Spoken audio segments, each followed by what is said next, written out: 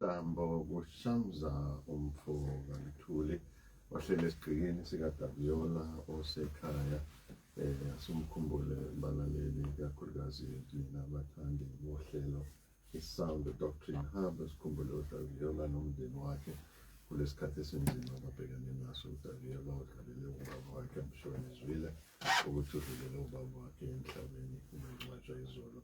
uNkulunkulu abaduduze kakhulu umndeni ubuhlungu ukuhamba umuntu ikakhulukazi umuntu ubaba umuntu bewuyena emdala ebheke ikuthenjelo kuyena ngayo yonke into. Kodwa-ke siyazi ukuthi impilo uNkulunkulu wenzenjalo, sibekile isikhathi sokuphila kwethu from the beginning to the end, even before the first day can come to be. Niduduzeke umndeni waLamputa, sibonga kuwena Madlandona umsebenzi omuhle wenzile kusuka izolo kuze kube namuhla. Hamba uphumule Madlandona usebenzile Shamza, siyabonga kakhulu. Mina ngingobaba uKhoza ngenjwayelo ngizohlala nawe kuze kube ilona ihora lesikhombisa. Ngokhoza ngikubingelele mfowethu, sawubona. Sibingelele mfundisi, sibabingelele nabalaleli. Siyayibonga kakhulu inkosi ukuthi senzele umusa osukwini lanamhlanje, siphile nje kodwa futhi sikhole. Ilondoloze ukukholwa kwethu noma izimo zikhona. Siyabonga ukuthi abalali bakhona nenhliziyo abanikeza yona efuna ukulangazelela izwi likaNkulunkulu baze balinde ukuthi lifike. Siyambonga kakhulu uNkulunkulu ngalokho, nathi kuyasi-encourage. Sithembeke sithandaza ukuthi bazosizakala bagqugquzeleke. Basizakala kakhulu wena Mkhathini, noma kusizakala mina nawe. Nginethemba elikhulu ukuthi nabo bayasizakala. Mlaleli, siyakwamukela ephindaphi la ukhona. Abanye benu basey'motini, abanye basemakhaya, abanye basemsebenzini, abanye baphesheya kuyilwandle kanjalo kanjalo. Nanoma yikuphi la kufika khona umsakazo wevuma 103, the adult 84, the young at heart. La nomkhathini siyohlala sibe nawe kuze kube leso sikhathi. Namuhla-ke sithi happy Father's Day kibo bonke obaba. Siyazi ukuthi obaba banendima enkulu uNkulunkulu ababekele yona ukuthi bayidlale empilweni zabantu. Obaba abanye bawobaba ngoba baney'ngane ezizalwa yibona, abanye bawobaba ngenxa yezimo ababhekene nazo. They've turned out to be obaba bey'ngane abangayizali, obaba emphakathini, obaba emakhaya, obaba endaweni eziningi ezahlukahlukene. Nonke-ke sithi happy Father's Day kinina. Siyafisa-ke ukuzwa nawe ukhona lapha ekhaya ukuthi wena umkhumbula kanjani ubaba wakho. Kungaba ubaba ozalayo, ubaba enkonzweni, ubaba emphakathini, kungaba ubhuti omdala nje odlala irole kababa kuwena. Kungaba ubhuti omncane odlala irole kuwena. Whoever it is, uNkulunkulu ambeke empilweni yakho by design or by default. Mhlawumbe uyafisa ukumfisela i-Happy Father's Day enhle, nokusho nje ukuthi chaza lini lo muntu alidlalayo empilweni yakho, futhi yini omfisela yona. Nami nomkhathini sizoyenza njalo ukubhekezela kaNkulunkulu ukuthi kahle bekuyini inhloso kaNkulunkulu ngomuntu wesilisa, bekuyini inhloso kaNkulunkulu ngomuntu owubaba. Irole abayidlala emphakathini, irole abayidlala ngokukhulisa iy'ngane, irole abayidlala ngokukhulisa abantu enkosini, nokuletha abantu enkosini, all of that, ukuthi ngabe kubaluleke kangakanani konke lokho. Kepha-ke ngendwayelo ngaphambi kosikwenze konke lokho, siyayisicela uSimakade ukuthi asilekelele. Sicele-ke yena ukuthi uma sizokhuluma iy'ndaba zakhe asilekelele, sikhulume ngokucophelela, sikhulume ngothando, yet singacompromise lutho uNkulunkulu alishoyo ezweni lakhe. Mkhathini. Siyakubonga baba ngedizayini yakho enhle ekuhleni imindeni, bekhona baba, bekhona umama nabantwana. Siyakubonga ngobaba osinikeze bona abayi-reflection yakho njengobaba wethu osezulwini, abamele ukulingisa wena endleleni abakhulisa ngayo abantwana babo. Siyabanxusela Nkosi obaba ukuthi ubalekelele emsebenzini obanikeze wona, sinxusa ukuthi bathembeke ekuholeni imindeni yabo, ekutheni ilandele wena. bathembeke emsebenzini wokufundisa iy'ngane zabo ukukholwa, insindiso, ukumthanda uNkulunkulu, ukumethemba nokuhamba ey'ndleleni zakhe. Siyabanxusela ukuthi ubasize Nkosi ekuthembekeni in disciplining iy'ngane zabo, bakwazi ukuyiqondisa, bayikhuze, bayicorrecte lapho zeduka. Ubasize futhi nabo babe iy'bonelo ezinhle, babe obaba abaqotho, iy'ngane ey'kwazi ukubona ukuthi impilo imele ukuphilwa kanjani, uNkulunkulu ufuna kuhanjwe kanjani. Banike ukuthembeka Nkosi ekunakekeleni iy'dingo, babe obaba aba-present, balekelele ngey'mali ey'dingakalayo, kodwa ngaphezu kwey'mali balekelele ngobukhona babo eku-encourage-eni abantwana babo, banqande ey'lingweni zokuba abusive, babe abantu abanolaka, abantu abenza umonakalo kunokuba benze okuhle. Siza nesizwe sakithi Nkosi kwisihlava sobaba abazala iy'ngane yonke indawo, kodwa bengayiqoqi iy'ngane zabo, bayithole komama abahlukahlukene bese zigcina ngokusafarisha nokuhlukumezeka kakhulu. Siyacela ukuthi usilekelele ey'ntweni ey'njalo Nkosi. Siyabonga ukuthi ukona konke ukuhluleka kobaba okukhona, kodwa ukhona wena ubaba esingathembela kuyena, osihlengayo ezonweni zethu bese yasinceda kuzona zonke iy'dingo zethu. Ngiyakhulela laba abangasenabo baba bakukhumbule lokho Nkosi bese beyasondela kuwena ukuze bathole usizo abalidingayo kubaba wangempela oyisibonelo sabo bonke obaba. Yamukela udumo nenkazimulo egameni likaJesu umsindisi nomfeli wethu. Amen. Amen. Siyabonga mkhathini, siyabonga. Siphinde sikwamukele wena usanda kuvula umsakazo wakho. Mina ngingudidi ngokaNkosi, nginawe nobaba uKhoza koze kulamulelwana ihora lesikhombisa. Isihloko sethu esikhuluma ngaso namuhla usuku lobaba kwazise ligujwa umhlaba wonke, hhayi la eSouth Africa kuphela. Na angifisi-ke nginjwayele uma sidila ngezinto ezifana nalezi amaholide akhona, angifisi singene kuma-nitty-gritties ukuthi sifanele yini ukuthi Happy Father's Day ngabe khona la eBhayibhelini kwenziwa. Sithe thina usinikeza noma ngabe yiphi holiday, any excuse nje yokuthi sikwazi ukureflect ezwini likaNkulunkulu siyokwenza lokho. Uma ukwenza kuyi-holiday, we jump into the bandwagon, okungasho ukuthi lento esiyenzayo iyisono noma uNkulunkulu uyalele ukuthi kube ne-Father's Day and all of that. Asingakhulumi izinto ezinjalo, sikhulume nje ubuhle ne-opportunity esinayo yokuthi sikwazi ukuthi sithi Happy Father's Day kulabo obaba esinabo. Kepha ngaphambi kwesiqali lapho mkhathini singene kule sihloko sethu namuhla, ngithi mathathu vo amasonto asethele uma ngingaphosisi ebese sihlangana nalabalaleli esinabo manje lapha kwinkomfa eMontclair. Mhla 11 July kube kumgqibelo kusukela ekuseni ngabo-9 kuya lapha ntambama ngey'khathi zabo-3. I-Singles Conference la sikhuluma khona ngezinto ey'thinta bonke abantu abangaganile, abangaganiwe. Siyakumema ukuthi ube nathi usuku lwey'mfundiso, kwambulwa izwi likaNkulunkulu ukuthi lithini ngale simo sakho. I-theme lonyaka indaba yobungani, friendship. Uthini uNkulunkulu? Kwakuyi-design yakhe ngale, hhayi nje umshado kuphela, kodwa nokukwazi ukuba nabantu abaseduze nawe ophilisana nabo, abenza ungabe khona umzwangedwa noma umuntu ongashadile. Sambule ukuthi izwi likaNkulunkulu lithini, lisiqwashisa ngani, lisihlomisa ngani lezizona zonke lezo zinto. 3 sessions njengoba sijwayele ukwenza kwiy'nkonfa zethu, khona yokuqala ney'mfundiso, khona i-lunch time, ama-session amabili. Leyo kugcina uyazi ukuthi iba ne-Q&A, la unethuba lokusinikeza uvo lwakho, lokubuza umbuzo onawo. Sifuna nje kusizakale wena, sifuna wakheke, ugqugquzeleke, ufundiseke, uhlomiseke ngakho konke uNkulunkulu asinike khona ezwini lakhe. Mkhathini asibakhumbuze futhi iy'khathi nendawo noma iy'nombolo lezi abakwazi usazisa ukuthi beza nini nokubaluleka ko-RSVP yaphela lento kubaluleka yokusazisa ukuthi bazofika impela futhi bazofika bebangaki.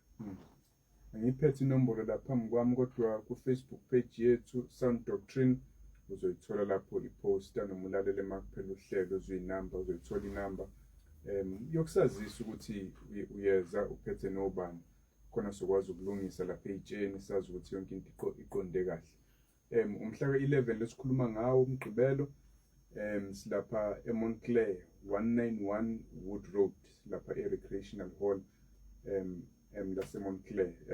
Ube nathi-ke kusukela ngo-9:30 kuya lapha ko-3:30 sispenda usuku ndawonye ebukhoneni benkosi kwi-fellowship nabazalwane ukuze uhambe uhlomsekile ugqugquzelekile.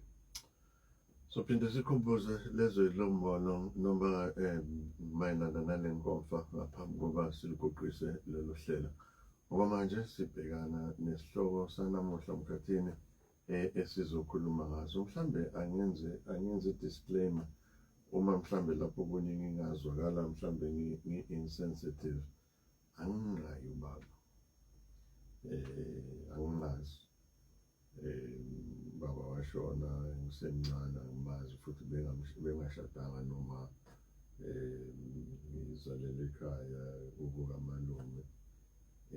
Angiyazi lento yokukhuliswa ubaba, angiyazi nokuthi njani, angimkhumbuli, I don't miss, angina wish ukuthi angikaze ngibe nayo ngisho ngisemncane ukuthi ukuba nginobaba njengabantu engikhule nabo mhlambe ngabe kunje and engikhule ekhaya eli-humble. Uma wami from standard 5 wahamba esebenza emajaldini waze waretire. Ngi-product umama wasemajaldini, ugogo besebenza emajaldini. So indlela abasikhulise ngayo naleyo indlela e-humble singenalutho ayikaze ingenze ngifisa ukuba nobaba. Ayikaze ngifisa ukuthi mhlambe kube kunobaba ngabe kunje. So lento kuthiwa ubaba angiyazi. Nginabo baba-ke abaningi engingathi mhlambe bama-father figure, ngingazi ukuthi i-father figure yini, but-ke abantu engibhekele kubona ukuthi okay lo bephatha kanje unkosikazi wakhe, lo bephatha kanje iy'ngane zakhe. Baney'thombe ezinhle nezimbi. Ubaba omncane wami ube abusive nje, ushaya umamncane emkhahlela ngamabhuzi yenza yonke lento ebese kuthi ubaba omdala ukhuluma abakhwenyana babodadewabo kama. Lo munye bekawumfundisi humble elungile. Umamkhulu wami udadewabo omdala kama enolaka, ngibona nje emhlupha lo baba uyithulele umfundisi nje oyilungele. Umamkhulu uhlanya nje uyathetha wenzani. So nginabantu abaningi ebengibukela kubona. So uma kukhulunywa nge-Father's Day nami lokuthi ngiwulo baba enguyena, it's trial by error. It's trial and error, you know. Lokho ngikwenzayo ngikwenza ngikufunde efieldini nami ngikwenza. Akekho omunye engaya kuyena ukuthi konje ubaba wenza njani and all of that. Ngiyaphila ngiyakhona mkhathini. Nanoma ngaba nengane ngingasindisiwe, ngaba ubaba ngingasindisiwe, kodwa ngikhulele ekhaya elimaziyo uNkulunkulu bebekhonza bakwenza konke lokho. Nayi la ngiyakhona. uNkulunkulu uzi-introducer kithina njengobaba. Ubengakhetha ukuthi abe uma, ubengakhetha abe umalume, ubengakhetha abe inkosi, ubengakhetha anything ayifuna nje uNkulunkulu. But he presents himself and he commands us to call him Baba. uKristu mefika naye mekhuluma usho same thing naye. Mekhuluma ngoNkulunkulu uthi Baba. So even though ngingamazi ubaba ukhumbule lesikhathi esikhule ngaso thina mkhathini by design uhulumeni wase-South Africa ubenza sure ukuthi uhlukanisa imindeni nabo baba. Baba yosebenza eThekwini, omama basale nezingane emakhaya, and all of that. Nasema-hostel besingakwazi ukubavakashela sihlale, you know, umama beya egroundini noma kwi-visiting room ahambe and all of that. So bekune-design yokuthi kungabi nobaba. So ngikhule vele imizi eminingi ingenabo obaba abahlala ekhaya. But ngoba ngikhulele ekhaya elikholiwe noma bebengasindisiwe but elikhonzayo elikholiwe, I've always had this thing ukuthi ukhona uNkulunkulu ubaba. So I've never had this thing yokuba ubaba. So let my question to you then be in that context. Lento yokuthi uNkulunkulu azi-introduce ngobaba ithini kithina abantu besilisa esingobaba nesisazoba ngobaba in relation to uNkulunkulu athi ubaba ufuna simazi ngobaba, isinikeza yiphi responsibility, isinikeza muphi umthwalo, ithini kithina as a male species ukuthi we are called fathers, yet God Almighty refers himself as a father. Mina ngimbonga uNkulunkulu ngoba ngikhule naye ubaba usakhona nje ukukhoza amagama lapha eLamonde. Ngiyamdumisa kakhulu uNkulunkulu ngalokho ukwazi ukunakekela. Kodwa uNkulunkulu eyiveza njengobaba usuke eqonde izinto ezimbili. Okokuqala ufuna obaba bafunde kuyena. Okwesibili ufuna abantu bonke babe nesithombe sokuthi uNkulunkulu onjani ngokubuka obaba babo, ngobaba nje abakhona emhlabeni. uNkulunkulu uNkulunkulu oyisource yakho konke okukhona, njengalokhu ubaba eba yisource yabantwana. Imbewu ivela kubaba, abantwana batete umama. uNkulunkulu uyabusa phezulu kwakho konke, uNkulunkulu we-authority. Nobaba umnikeza i-authority phezu kwabantwana naphezu kwekhaya. Uyena oba yinhloko even naphezu kwankosikazi wakhe. uNkulunkulu le-authority yakho uyisebenzisela ukusiza labo abazalayo, abantwana bakhe. Akayisebenzisi i-authority ngenhloso yokuhlukumeza, yokucindezela, yokubagqilaza. Kanjalo ufuna nobaba babe njalo. Is a place to go to. Mawuxakekile uya kuNkulunkulu, uyakhala kuyena ngosuku lwenhlupheko, asindise thina simdumise. Ufuna namadoda anjalo, uyanakekela, uyafundisa, uyeluleka, uyadisciplina, uyoqondisa igwegwe, uye owamandla. Abantwana nonkosikazi mhla izinto ibaxakile, ufuna amadoda ke amlingise. Bese efuna thina mangamazi nje uNkulunkulu, obuka ubaba olungile, ubaba owenza kahle, bese uba nesithombe sokuthi kushuthi uNkulunkulu nje. That's the point mayibiza ngobaba. Now let's look at the negative sides ezenziwa obaba, laba abusive, laba abangekho present, laba abangekho present physically by choice, not ngokwe design, you know, politics, the economy and all of that. Laba abangekho by design. Kunohlelo TV ngeke ngalibona abantu bahambe bafunana nobaba wabo, athi ngiyahlupheka nje ukuba ukhona, ngifuna imibuzo ukuthi bengishiyeleni and all of that.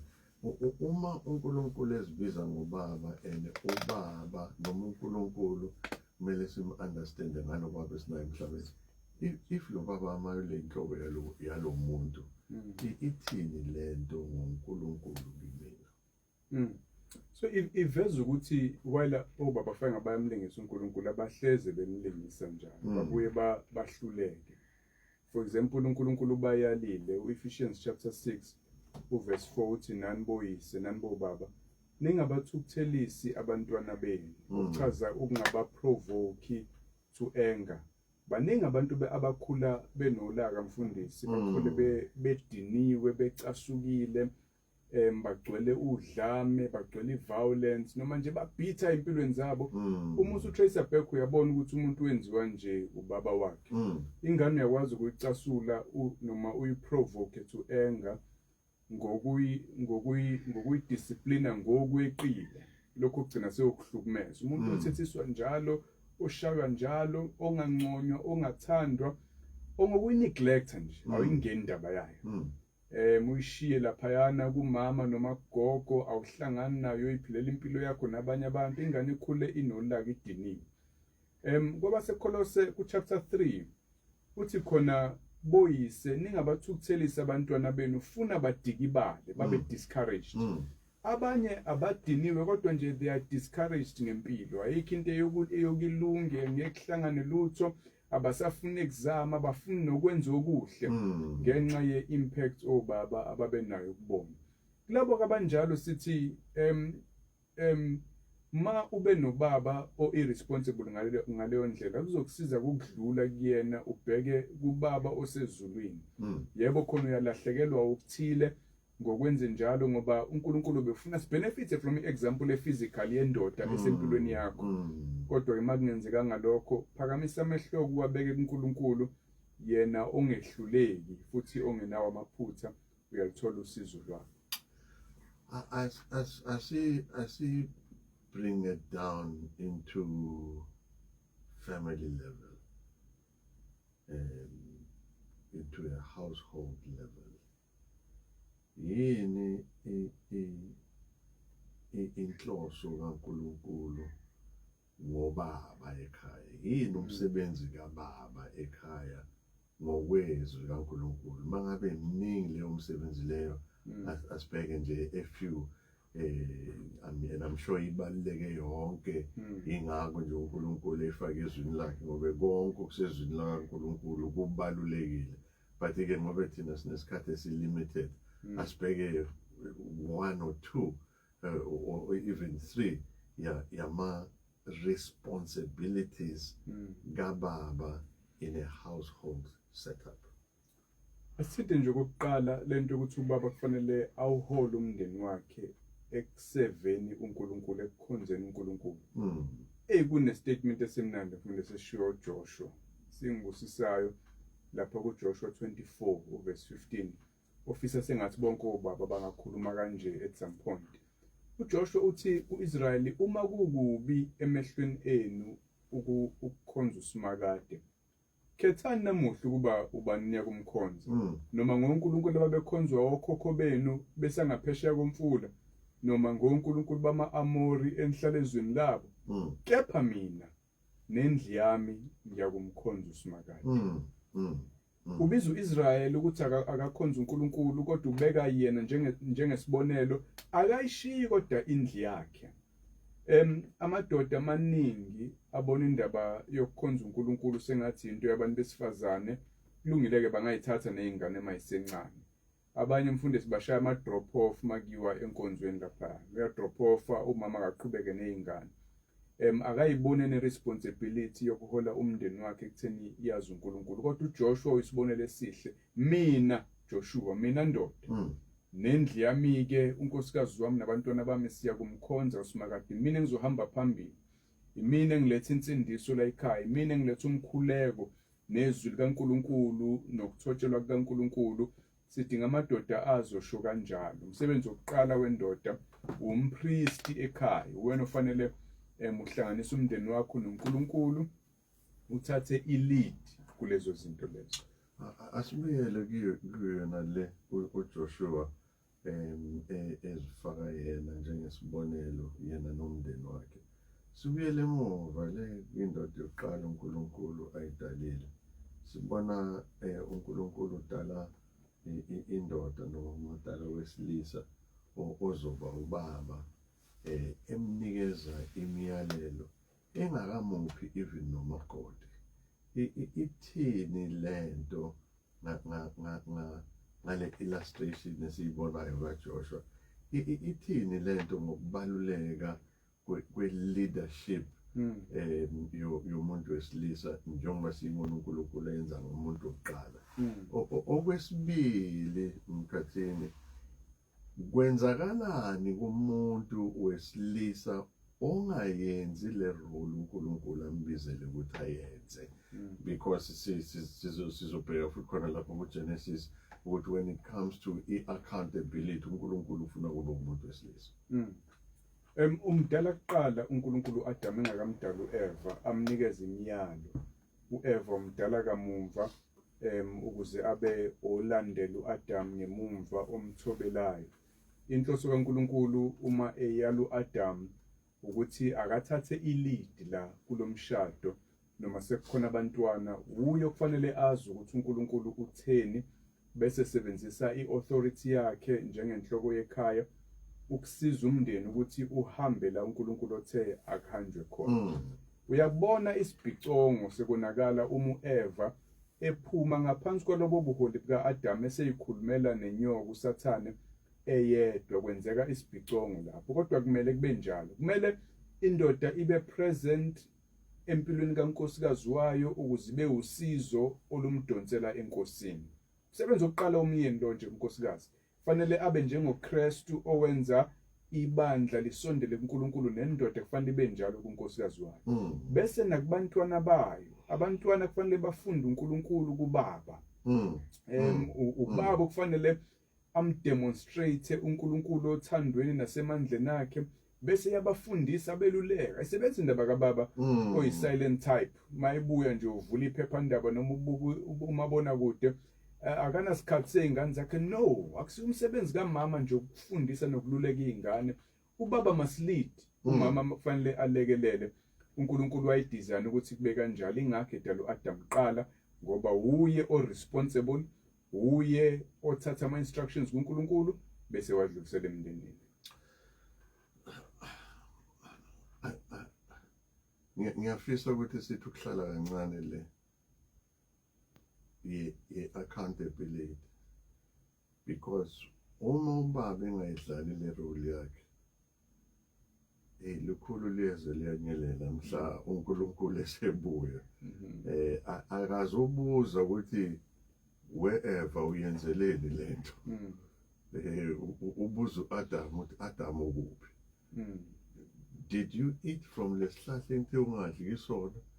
Akathi Eva wenzeni? Bese uNkulunkulu ke na in the two side athi, because you have listened to your wife, ayinazo igalekiso, as outline igalekiso, as outline. Singamgqugquzela sithini umuntu wesilisa ongayithathi serious le role, because uNkulunkulu ngabe ukudale waba wesifazane. uNkulunkulu ukhetha ukudala ukuthi ube wesilisa ngoba ekuthembile ngalento. So you will go back to God one day and give an account nge-tenure yakho usesemhlabeni njengomuntu wesilisa. Sithini kuye noma engayidlalile role? I-illustration enhle le ka-Adam no-Eva ngoba kona uEva kuqala uye osukela inkinga, akhulume nenyoka, agcine edla kuthiwa angadli khona, bese kuthiwa wamnika umyeni wakhe, umyeni olandela ngemumva. Kodwa uNkulunkulu mayifika akabuzi ukuthi ubani owenze kuqala, ubuza lo amshiye e-responsible oku-Adam ukuthi kwenzakaleni, ndlile nilanthe ningadli khona, noma eqalekisa uqala ngaye futhi uAdam. Okusho ukuthi-ke indoda iyoyiphendulela kuNkulunkulu ngendlela ewuhola ngayo umndeni wayo, ngendlela ebakhulise ngayo abantwana bayo. uNkulunkulu uyokubuza, uyophendula, kuyoba nemvuzo uma wenze kahle, nesigwebo uma ungenzanga kahle. Ezinye izinto abantu abayoyibhubhela ukuthi wenze njani njengobaba. Kubalulekile nokuthi amadoda azi uNkulunkulu ulindele ukuthi priority number 1 ukuthi iy'ngane ayifundiswe ukulandela uNkulunkulu. Priority number 1 akusikhona ukuthi iy'ngane ayifunde zidle, ibe nemali, zibe into ey'nkulu ngokwasemhlabeni bese ziyabhubha ziyesihogweni. Ufeyilile uma uyindoda engazange iwusize umndeni wakho ukuthi uphile ingunaphakade, kodwa awusiza nje ukuthi uphile ngokwasemhlabeni kuphela. Zonke iy'ngane ezizalwa wena nalezi ey'ngahlali nawe ngoba mhlambe wayithola usasekudeni, usahamba iy'ndlela, kodwa kufanele ube nakho okukuhluphayo ukuthi kazi ziyamazi uNkulunkulu, kazi ikhula kanjani lezo y'ngane. Ungathumela imali, ingane ayifani nomdlwane. umdlwane mawuthumela imali izothengela ukudla kwanele. Ingane idinga ukwelulekwa, idinga ukuqeqeshwa, idinga ukufundiswa, idinga ukubona iy'bonelo. Ngakho amadoda awathembeke emsebenzini uNkulunkulu awanike wona. Ngiyafisa le yokuthembeka nokuba khona nokungafani nomdlwane ukuthi izwi lenkosi lithini ngesibusiso sokuthembeka kukababa emndenini wakhe. Kepha ngaphambi kokuba ukhulume ngalo Mkhathini, asikumeme nawe mlaleli lapha ekhaya ku-086 1010 300 086 1010 300 noma ku-073 709 1991 073 709 1991 noma lapha kwi-Facebook page yethu i-Sound Doctrine Hub Facebook page yethu. Sikuthathe umlaleli wethu uqala, sabona siyakubingelela. Ntambama kuyisonto kumhla ka-21 June 2026 asingene sibingelele baba uMkhathini, sibingelele baba umfundisi uNkosi egameni lenkosi Jesu Kristu, amen. Isihloko sibaluleke kakhulu mayelana ne-father figure, especially ngenhlahla-ke nami ngingumuntu osenayo ubaba osaphila, ngiyambonga kakhulu uNkulunkulu ngalokho. Njengoba nami sengikhulile ngingaka, kuningi ubaba irole ayidlalile empilweni yami ukuze ngibe lolu hlobo lomuntu wesilisa namhlanje. Iyodwa-ke into asengayithanda ngobaba ngelinye ilanga, kwafika omunye ugogo la sengizosindiswa nje. Mayifika lo gogo kamakhelwane wathi, hayi baba umyeni, esho kubaba lo ngizalayo, wathi ngizocela undodana wami ngifuna senaye kwi-home cell, sho ukuthi kuzoba ne-home cell kuleyo ndawo. Ubaba-ke wasekhipha izwi elithi, eyi gogo, uma nje umfana wami ezoshintsha endleleni zakhe aphenduke kule nto ayiyona, ngojabula kakhulu mina. Eyi nangampela ngathi mangisindiswa umuntu wokuqala owaba-happy ngendlela esimangaliso uyena ubaba. Ngoba ngikhumbula ukuthi ngesikhathi ngisanda kusindiswa kwakuzoba ne-conference yabantu abasha eyayiya e-East London, e-Eastern Cape.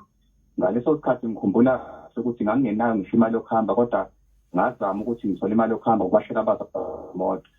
Kodwa ngikhumbula ukuthi abazala ngaze ngibabikele, especially ubaba, ukuthi kunohambo lwabantu abasha oluya kwi-conference e-Eastern Cape. Kodwa ngezwa ngobaba sengibiza baba umfundisi sekusele 2 weeks, wathi awe ndodana, hawu sengizwa mina ngoma wakho la ukuthi ngathi ngine-conference abantu abasha, awusasho ngani, awusangitsheli ngani mina njengobaba wakho. Ngitshela ukuthi ubaba wayikhipha yonke imali ye-accommodation, ye-transport, yakho konke baba umfundisi.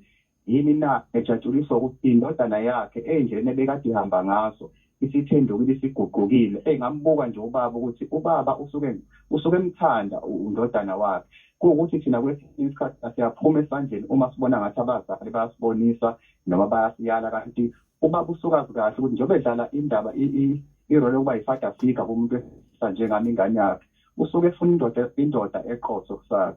So nje ngiyambonga kakhulu ubaba wami. Ngicela ukuvala nganalo ivesi Izaga chapter 3 uverse 1 uthi, indodana yami ungakhohlwa umthetho wami, ethi inhliziyo yakho mayigcine imiyalo yami, ngokuba iyakwenezela kuwe ubude bezinsuku neminyaka yokuphila nokuphila. Bese uverse number 7, ungabi ngohlakaniphileyo emehlweni akho, mesabe uJehova udede kubini, amen. Moya kakhulu baba umyeni, kuhlala kuyithokozo njalo. What a great testimony ayikhulumayo. In fact, in a sense, he has responded to kule nto ukuthi sikhuluma ngayo ngesibusiso ubaba abayisona ey'nganeni nge-integrity akuyona. Kepha sazophendula kuloko Mkhathini. Asithathe nawo uSindi Kambatha uShando. Sanibona bafundisi bami, ngiyanizwa nithini ngobaba or noma ngobaba who doesn't provide for his family. Angifuna ukusho ukuthi thina sithini, ngifuna ukuthi izwi lithini ngobaba who does not provide for his family. Nangomunye umlaleli ngiyacabanga ke lo uMakhumalo lapha eSimela. Sabona Makhumalo. Happy Father's Day bafundisi bami. Anje kunina sanibona, ngithi Happy Father's Day, ngiyathemba lo niphathe kahle usuku. Bese ngithi Happy Father's Day ngibona bonke babe ngibaziyo, ngithi babe nosuku oluhle, ngiyathemba baphathe kahle usuku, babaphathe kahle umama. Ngisephieni lesimero Makhumalo, ngiyabonga. Sisuthi impela, sisuthi nje siphatheke kahle kakhulu ngendlela eyisimanga. Asizwe no sisiphela lapha. Sisiphela sawubona. Our pastors, happy Father's Day. Thank you. Happy Father's Day to my late dad, who passed away 37 years ago. I miss him a lot. I'll see him soon. And happy Father's Day to my late brother, who took over my father's place. And happy Father's Day wherever they are, and all the fathers in this world. I wish you a happy Father's Day, and may God bless you and keep loving your families and be responsible fathers. We are here to listen to your show and learn like we learn every day. Thank you. Sibonga kakhulu uMamphele enendodana yakhe nendodakazi yakhe bahlala balalele njalo. Christopher Kamdletshe uthi happy Father's Day baholi bami. Nginani nginibona ngibonga ukugcina kuze kube kulolu suku lwanamuhla. Amen. Ubonge kanene uthi siyabingelela sithi happy Father's Day thina esikaze sibe nefather figure kanti futhi sihlezi ebungcweleni asikabusiswa ngabayeni so nje sithi happy Father's Day to ubaba osezulwini onakekelayo abusise kanye nabo bonke ubaba abakhona empilweni zabantwana babo nasemndenini yabo futhi abasaba uJehova ngokukhuleka nangokuziphatha kahle ngokuba isibonelo yonke indawo lapho behamba khona. Mina-ke bekuyi 47th birthday yami ngifihlwe nguJehova emseni wakhe. Happy birthday kuwena Mbongi kanene. Sibongele nawe emoyeni sawubona. Ayibonge Nkosi. Amen. Sikhuluma nobani kuphi? Ngikhuluma nokaMadeni emaphepheteni. Sawubona mani yaphila.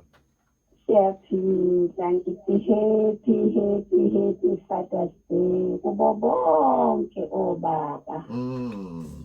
Abayenza njengoba uNkulunkulu efuna. Ukuthi noma makufika ukuhluleka kunenkinga babhekise emehlabo kuNkulunkulu bathandaze ukuthi Inkosi endleleni esibizele kuyona ukuthi sibe obaba mandla. Labo baba ngithi happy Father's Day bona. Nalabo-ke abahlulekayo ngiyabacengela kuNkulunkulu ukuthi uNkulunkulu abantu bakho laba basize Nkosi na alise umyalo wakho okile. Ubufuna uNkulunkulu ukuthi kwande isizwe esizomhlaba uNkulunkulu. Kushuthi obaba mabehluleka ukwenza umsebenzi wabo laba abancane bayolahleka. Baneqala bona ukuthi abakwenzanga okuthiwa abakwenza. Lokho nje-ke engikushoyo ukuthi amazwi onke akhulunyiwe amnandi nencwadi kaJoshua. Ngiyayithanda kakhulu incwadi engiyithandayo uJoshua neyikhuluma ngokuthi yena u-Israyeli nakho-ke osekwenzeka. Uma ngabe mina ningakhethi ukukhonza uNkulunkulu, mina nendlu yami ngiyokumkhonza uNkulunkulu. Ulizwi liyangibusisa kakhulu. Siyabonga kakhulu. Siyabonga kakhulu kumama Madonna lapha emaphepheteni. Sikwamukele nawe emoyeni sawubona. Sanibona bapastor bami. Mfowethu. Lo eBhula eSheshi. Mina ngithi nje happy Father's Day kubo bonke obaba because ubaba wami mina ngisenaye so wonke umuntu owubaba okhona la emphakathini ubaba wami so ngibafisela usuku oluhle nje bonke bonke obaba bami ngiyabathanda kakhulu ngiyabonga baba. Siyabonga kakhulu Siphe Sapronga. Nangomunye umlaleli lapha uthi happy Father's Day to you and all fathers out there. uNkulunkulu asigcinele nina siyanthanda. Ngithanda sithi hawu siyanthanda nathi. Sanibonani bafundisi ngicela nje ukuthi happy Father's Day kunina siyanthanda kakhulu kusho uThembi kaDimba. Siyabonga kakhulu wena sisithembi. Zwe sawubona mfethu uthini namhlanje? Siyakwamukela. Ya, ngiyabingelela mina abafundisi bami. Ngithi nje ngicela ukudlulisa nje nguzwe lakhe nina la eShowe Sunny Daily. La eyami i-Father's Day ngicela idlulele kakhulu kobaba abahlala emgwaqeni. Nalabo nje abakhona. La into enginothisiwe khona obaba abaprovidayo bakwenza konke. Kodwa bese kuba khona omama abagibeza izingane emakhanda. Obaba abaningi bahlukumezekile ngoba uyi-Happy Father's Day nje namhlanje. Abatholi ngisho ukufiselwa, bafiselwa abaseceleni. Laba ababanakayo ababafiseli. Kunabantu abalimele kakhulu abangobaba namhlanje. Ngithi Happy Father's Day to them kakhulu. uNkulunkulu abakhumbule. They provide, they do everything, but no appreciation. Kunalabo mama abagibeza izingane emakhanda. Ngiyabonga ngiseshow nenizwe lakhe ngiyabonga. Siyabonga Zwe. Uzwe lakhe ukhuluma amazwi ajulile impela. Umkhathini asibuyele. Ukuba isibusiso kuka-baba noma i-integrity kababa uke wathinta kancane umfokameli. Izaga 20:7 uthi olungileyo uhamba ngobuqotho, babusisiwe abantwana bakhe. Ubaba olungile uhamba ngendlela eqotho la uNkulunkulu athi akahambe khona akagwebi. Ngokwenze njalo izingane zakhe ziyabusiseka. Zibusiseka okokuqala ngoba phela ithola konke ezikudingayo kubaba, unakekela umzimba wazo, aprovide ukudla nakho konke ezikudingayo, unakekela ingqondo yazo, uyayiluleka, uyayifundisa, uyayichushisa ngempilo. Unakekela inhliziyo, uma ikhala ingane ubaba ukhona ukududuza, ukhona ukufudumeza, ukululeka wamandla abo. Unakekela umphefumulo wabo. Ubaba oyifundisa ngoNkulunkulu, uyayikhulekela, uyayiluleka ekuhambeni noNkulunkulu, ekubalekeleni isona, ekukhuleni ebungcweleni. Ubaba ozakhela ikhaya, uthanda uma wabo, ukuze umama athokoze, izingane zisizakale nangomama. Uyibekela isibonelo lo baba lo. Izingane ayidingi ukufunda kwabanye abantu ngaphandle ukuthi konje impilo iphilwa kanjani. Zibuka khona lapho khoma kubaba kusukela zincane. Zibusisekile mfundisi izingane nobaba ohamba ngobuqotho. Opposite now is true. Bayalimaza obaba bangekho qotho. Bayakhahlamezana, baningi abantu abasikade, balimele emotionally engqondweni, balimele emphefumulweni, abanye balimele ngisho emzimbeni belinyazwa obaba babo. Ngakho asibe namadoda ahamba ngobuqotho phambi kaNkulunkulu. Akukhulunywa ngeperfection la, kodwa yenza okusemandleni akho, landela ezinyathelweni zendoda yamadoda uKristu Jesu, abantwana bakho bazobusiseka. Sithini ngobaba noma ngumuntu wesilisa? Angifuni nje ukuthi lo muntu wesilisa ongenayo ingane aqashe ngokuthi mina ngiyena ubaba. But sithini ngomuntu wesilisa oNkulunkulu amdalele lezi zinto esikhulume ngazo semndenini? Athi enako, hayi ngoba ecebile, but engaba nako uncane ukuthi akhokhele ingane yase-next door i-school fees, athenge iy'ncwadi, just a once-off thing. Omunye angakwazi nokuthi azadoptele ingane noma ingahlali naye, but ayi-adopte ukuthi iy'dingo zaleyo ngane ngokwamandla akhe.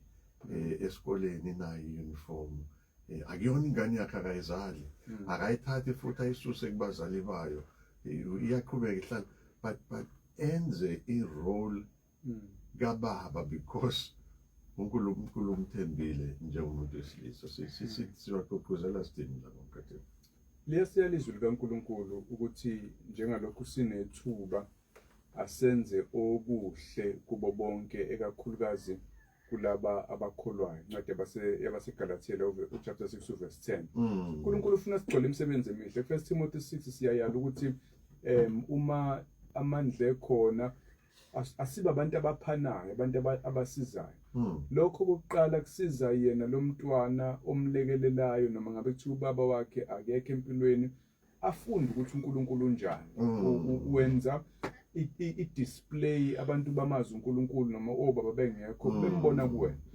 Uba isibonelo kwezakhe izingane ukuze zifunde ukungabi yogimbela kwesabo, kodwa zazi ukuthi abantu bayasizwa, bayalekelelwa. Unikeza uNkulunkulu udumo, uthi uNkulunkulu iy'ntandane nabafelokazi ziyi-responsibility yakhe oyisizayo uboleka uNkulunkulu and uNkulunkulu uyayikhokha iy'kweleti zakhe umnikeza udumo bese uletha nesibusiso kweyakhe impilo. Ngakho asibe abantu abanozwelo, abantu abanesihe, abantu abaphanayo. In fact, elinye lamavesi uNkulunkulu ekhuluma ngobaba uSamuel 3:13 uthi njengalokhu uyise ebahawukela abantwana bakhe kanjalo noSimakade abahawukela abamesabayo. Ubaba unesihawu, unozwelo, akasiyinsimbi nje ebandayo engenazwelo engenasihawu. Unesihawu kwezakhe iy'ngane kodwa futhi nakwezinye iy'ngane ay'bonayo uNkulunkulu mayesinikeza ithuba sibe usizo kubo bonke, ikakhulukazi abantu abakholwayo. Samukele emoyeni nawe sawubona.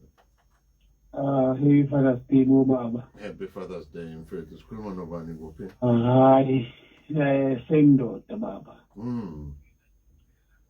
Okay mfethu. Elami lithi umuntu ongaprovide umuntu wesilisa.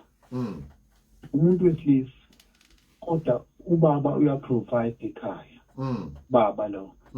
Sense between indoda nomuntu wesilisa kunomehluko omkhulu kabi. Ngeke ngithi ngiyindoda kodwa ngingaprovide. Ya do ngigula ngahlala stroke 6 years back or almost 5 years, almost 6 years back.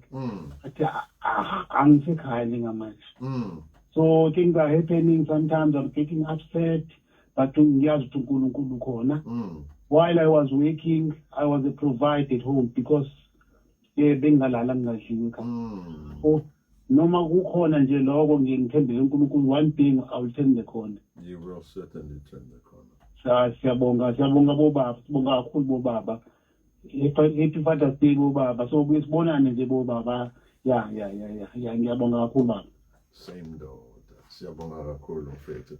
Happy Father's Day mfundisi uNkosi nomfundisi uKhoza nabo bonke obaba around the world. Mina ukusindiswa kwami ngaye ubaba ngasizwa ubaba wami ongasekho wanginikeza ifa laphakade. Kusho intombi kayise kaMabanga elapha eNewcastle. Nangu ukhaya lihle kamthimkhulu uthi Happy Father's Day bobaba bethu bezwi. Makanilonde njalo Simakade niqhubeke nokusondla. Uphumzile kaMotawungu uthi amen bafundisi bami. Sesikhona sizolalela iy'mfundiso zakhayo. Asinizwa kahle ngapha nikhulumela phansi ukuphi-ke Phumzile sikwazi ukutshela u-technicians bethu ukuthi babheke ukuthi kwenzakalani ngapha. Uzifikile kaMawulana athi Happy Father's Day kobaba bethu enkosini, siyanithanda siyanikhulekela. Siyabonga ma. uNkulunkulu asigcinele nina nifihle njalo. Ngiyambonga uNkulunkulu for a present father awu ikhehla lami madoda umdali asalibusise ngesipho sempilo athi amen. Mkhathini incwadi yeZaga chapter 3 uthi uNkulunkulu mawugcina imiyalelo yakhe ukupha impilo ende emnandi futhi enokuthula. Ngiyacabanga ukuthi ubaba kaMawulwane ufola kuleyo category. Asikumukele emoyeni sawubona. Sanibonga egameni likaJesu Kristu bafundisi bami abahleni sibathandayo sithi Happy Father's Day egameni likaJesu. Happy Father's Day nakuwena mfowethu. Niyaphila namuhla? Siyaphila Nkosi yami, siyaphila nje. Bengifisa singabashiyi nomkhulu bethu sisho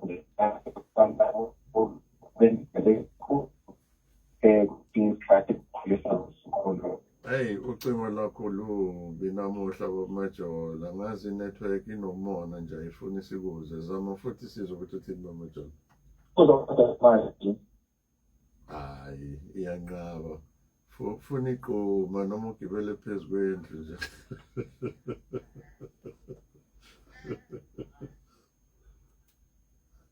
Hayi, iyanqaba nje bamajola, iyanqaba nje impela bamajola. Impela. Asithathe nawo siyakwamukela emoyeni sawubona. Ngisibama abahle. Siyakubingelela nawe mfowethu omuhle. Sikhuluma nomfowethu omuhle namuhla. ngikhuluma noSibusiso wakamzobe odongweni kaGanbase ngilapha eShowe eMongolwane. Mfowethu. Oh, ngiyalithanda inhlelo zenu, ngiyayithanda, ngiyazilalela ngaso sonke isikhathi. Noma ngingayena umuntu othindisiwe kodwa zona ziyakha. Siyabonga kakhulu mfowethu. Nami-ke mina ngakhuliswa ubaba umkhwenyana ka-anti wami. So ngithi Happy Father's Day kuyena, ngiyazi ukuthi naye wasekho emhlabeni. Ngiyabonga kakhulu. Bonga kakhulu mfokamzobe. Siyabonga kakhulu nje i-role nje umuntu ayidlalile empilweni njengayo i-role uba umsomi ayidlale kuba umzobe. Siyabonga kakhulu. Uzodwa kaMkhize Khabazela uthi Happy Father's Day kubo bonke obaba bezingane, niqhubeke nokufundisa izingane zabafana kuba responsible, kusho uKhabazela. Mrs. Mkhize noma uMamkhize ngazi. Ujam nanki lapha kwi-Facebook uthi hayi awuzwakali kahle. Ngiyacabanga ukuthi nabo basho ukuthi bangakuphi. Sithathe nangu uSipho kaShabalala awumshengo Shabalala Donga Lamavuso. Sawubona mfowethu. Happy Father's Day. Sanibonani lapho emsakazweni. Sanibonani baphathi bami. Ngiyathemba nibe kahle nosuku lelo liphatha kahle. Kunjalo impela. Kini nonke. Siyabonga. Sorry. Bese ngithi Happy Father's Day kubo bonke obubaba. Ngithi Happy Father's Day neqhawe lami elangithi emhlabeni nalapho lilele khona uNkulunkulu angaligcina usisi. Nibe right baphathi bami. uSipho Shabalala lana uGabriel Sikhoze Newcastle osizweni. Stobe siluthu. Siyabonga kakhulu. Nami uNomvula naye awusilethele imvula. Nomvula sawubona. Ngibonana Vuma ibumbane lenkosi eNewcastle. Happy Father's Day kubo bonke obaba nobaba mrapha. Father's Day. Siyabonga kakhulu. Mkhathini sisele nomzuzu nje owodwa. Elakho nje Mkhathini kiwo konke lokho sekuphawulekile nelokuvalelisa mfowethu. Izaga 22:6 khulisa umntwana ngendlela yakuba ngeyakhe, yakuthi lapho esekhulile angasukuyo. Gqugquzela amadoda ukuthi awabekezele emsebenzini ukukhulisa kahle abantwana. Mawukuthi uke wangenza kahle vuka uyithathe ngoba leli verse lithembisa ukuthi uyakuthi sekhulile angasukuyo. Mayisakhula nje lokhu uqhubekela ukukhuliswa. Abanye bayazama, izingane ziyadlubulundela ibheka le, ungakhathali, ungagive up, wethemba uNkulunkulu lokhu uzamile njenganini. Mhlawumbe ngelinye ilanga lesaga siyofezeka nakwabakho abantwana. Mina noMkhathini sithi asibonge ukuhlala nawe, sibonge ingcingo, sibonge ama-text messages lapha ku-073-709-1991 nalapha ku-Facebook page yethu i-Sound Doctrine Hub Facebook page yethu. Sekufike leso sikhathi la sithi luchaba lixesha kepha khumbula asikushiwe sikushiyana namanje. Funda belo ukulifundela iBhayibheli. Ngokwenze njalo awusona students kaMkhathini noma sikaNkosi. Ngisho noma ngabe-ke sandoda thizeni-ke noma nkosikazi thizeni kepha students kaMoya Ngcwele uqobo lwakhe ongeza ukudidise adukise nanini. uNkulunkulu akakubusise. Sibonane nawe ngesonto ezayo.